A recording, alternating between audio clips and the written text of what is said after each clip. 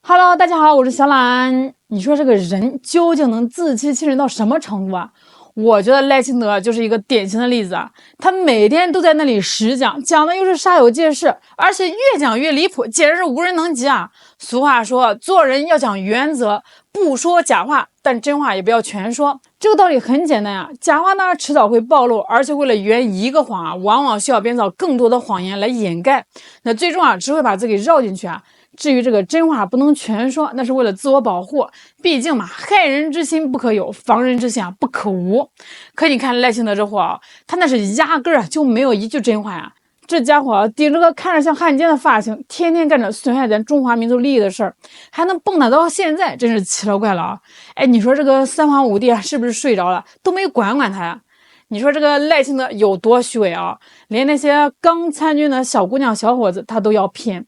最近啊，估计是他觉得自己的前途啊有点悬了，就开始频繁的往这个台军里钻。先从义乌淘宝啊批发了一大堆勋章啊，给那些台军发着玩，说是拉拢人心，其实就是瞎忽悠。最近啊，又跑到一个叫什么58炮指部的地方啊，去看望新兵去了。这更可笑的是啊，他居然在一台美国海马斯火箭炮前面啊，对着几个看着还没长大的新兵啊，就开始他那套忽悠大法，那真是嘴皮子翻飞啊，一套又一套的。赖清德啊，皮笑肉不笑的问人家小兵：“汉光41号演习啊要开始了，你们现在忙啥呢？”结果这个小兵啊还挺单纯，赶紧回答说：“前阵子呢，在脸书上看到这个军人优先登记的福利政策，我可开心了。”另一个小兵也是跟着附和啊：“我们都特别感谢那些超有感的福利政策。”接下来赖清德这番话啊，真能把你下巴都惊掉啊！他对着这群小兵说：“台军的重点啊，已经不再是赢那么单纯，防卫不是军人的责任而已，而是全民共同要承担。”你听听啊，这赖清德有多坏！当他跟这些天真烂漫的小兵说台军的重点已经不是赢那么单纯的时候，这些小兵根本就理解不了战争啊有多残酷啊！他们更不知道，要是真听了这赖清德的鬼话啊，他们就得和身后那些美国造的海马斯火箭炮一起啊，全都得灰飞烟灭。这次汉光演习里头啊，所谓的城镇韧性啊，说白了就是他想把全岛的民众啊都绑到他那个台独的破战车上，妄想把台独引来的灾祸啊，让岛内所有人都来替他背锅。这次岛内的汉光演习啊，被他们搞得这么大张旗鼓，其实啊，还是赖清德想故意把两岸的敌对气氛搞起来，制造分裂，好借着这个机会啊，给自己那个什么大罢免造势。同时啊，这次演习里头啊，他们还第一次搞了个所谓的城镇韧性防卫，这其实也是在迎合美国人的要求。这美国人啊，就是想让台湾先表态，说自己有防卫的决心。美国人自己心里门清啊，不管什么台当局打成什么样哦，他们都不会真的下场帮忙。但是呢，他们得把这个前提工作做足，得让岛内那些台独分子啊和大部分民众啊都相信啊，只要你拼得够狠，这美国人啊就可能协防。现在这局面就是，这美国人啊在忽悠赖清德，然后赖清德转头去忽悠那些还没长大的小孩儿。你说这事儿真是够残忍的啊！所以啊，咱们说解决赖清德这帮台独分子，那真是越早越好啊。那这次汉光演习41号会不会就成了最后一次呢？我看啊，可能性啊还真是有的。你看啊，最近这个台媒就有报道说啊，有个坐飞机的老百姓在台湾岛北边基隆外海的水面上啊，发现了一艘大型军舰，还给拍下来发到了网上。结果台海军一看，好家伙，这竟然是一艘咱解放军的072A 型大型坦克登陆舰。这艘登陆舰可不小啊，排水量有3700吨，130米长，16米宽，上面还装着舰炮和4艘登陆艇。这玩意儿就是专门用来登陆作战和运送物资的。再联想一下啊，前阵子赖清德在什么团结2讲的时候提到的，说他有很多不能讲的军事机密。所以啊，台海现在的真实军事部署和行动啊，台当局啊根本就不敢对外公开，包括他们每天发的那些飞机的航迹图啊，搞不好都有严重的造假，根本不敢把解放军真实的行动轨迹啊给说清楚。所以啊，咱们说近期台海啊，每天就那么几架飞机啊飞来飞去，看着好像挺安静的，但对于这个台当局来说可不是啥好事啊。按照咱以往的经验，这根本就是在憋大招呢。不是说7月9号台军的汉光演习就要登场了吗？那咱们呀就等着看看吧。这场演习的所有内容啊，都会在咱们近距离的指导之下进行。那什么12海里的界限啊，那肯定是保不住了。话说2025年5月12号，这川普那老头在白宫开记者会，聊到中美在瑞士的会谈，他说了句挺玄乎的话啊，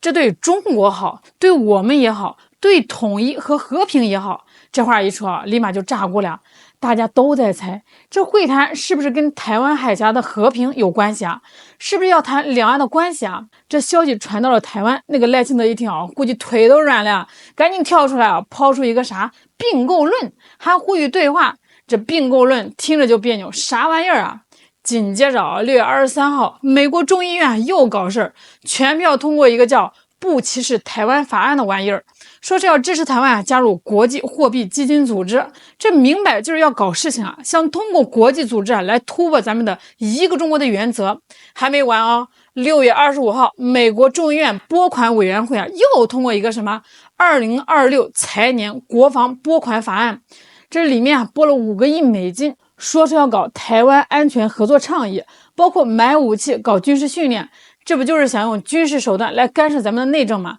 这赖清德一看啊，这美国爸爸这么给力啊，立马就想起之前美国国会搞的那些什么涉台法案，什么台湾保证实施法案、台湾国际团结法案。这些法案的核心意思就是说啊，这个美国啊要审查对台政策，解除美台交往的限制。还说联合国2758号决议没阻止美国支持台湾参与国际事务。赖清德觉得这个机会就来了呀，又开始作妖了。6月22号，他开始扯历史，从什么考古扯到国家定义，还引用什么旧金山合约，说这个中国啊从未拥有台湾，中国从未统治台湾任何一天。6月24号，他又开始炒什么台独的冷饭，故意歪曲历史，说什么两岸互不隶属，搞什么新两国论。他还把岛内不支持他的人啊都说成杂质，要淬炼，要打掉，真是吓人哦。他还把老百姓盼望和平稳定的愿望啊，把这个大陆对台湾同胞的善意啊污蔑成统战、渗透、威胁，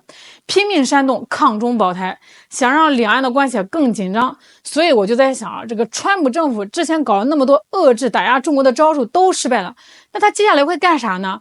美国对付中国最后的底牌是啥呢？任正非说了啊，中国不用担心芯片，这话的意思就是说，这美国想用芯片来卡咱们脖子的招数快要失效了。这关税战打下来啊，谁输谁赢基本上就没啥悬念啊，连美国媒体都觉得川普政府没啥胜算。美国搞那些所谓的稳定币啊，对咱们的金融领域没啥明显的影响啊。也就是说啊，川普在高科技、经贸、金融领域都吃了瘪，现在就剩下军事领域还没有硬碰硬了。那在这个军事领域，按这个川普的尿性啊，他能打的牌估计就2张。一张是在中国周边挑事儿，比如什么中印边界争端、中非海上争端等等。那另外一张牌就是台湾牌了，而最能起作用的恐怕就是这张台湾牌了。美国国会表决那些涉台法案已经说明了美国想怎么干预台湾局势。这些法案的核心就是想推翻台湾属于中国的法理基础，这样美国就可以名正言顺的干预咱们的内政了。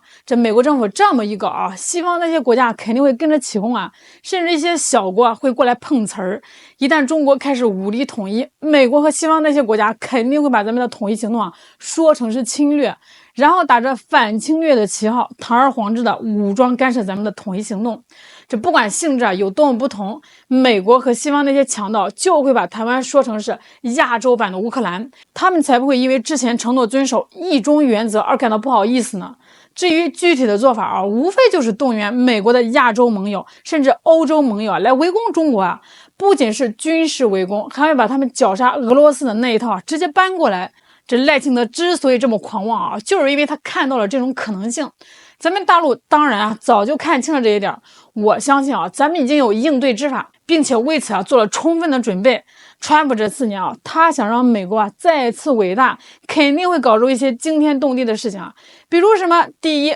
吞并这个格陵兰岛、加拿大了巴拿马运河之一；第二了，逼这个乌克兰以土地换和平，结束俄乌冲突；还有第三呢，支持以色列在中东攻城略地，逼这个伊朗全面放弃核武器。那第4呢，就是在中国的周边搞一个能拖垮中国的大动作，包括武力阻止中国统一。这4件事只要能做成1件，这个川普就能成为美国历史上最伟大的总统了。所以咱们解放台湾、实现祖国统一的机会啊，也就在这4年了。再往下拖啊，咱们的忍耐已经到了极限了。美国政府的忍耐也已经到了极限，因为他向中国表现出任何示弱啊，美国的霸权就真的完了。所以啊，大家慢慢看戏啊，别着急，好戏还在后头呢。好了，今天就给大家唠到这儿了，我是小懒，我们下期再见。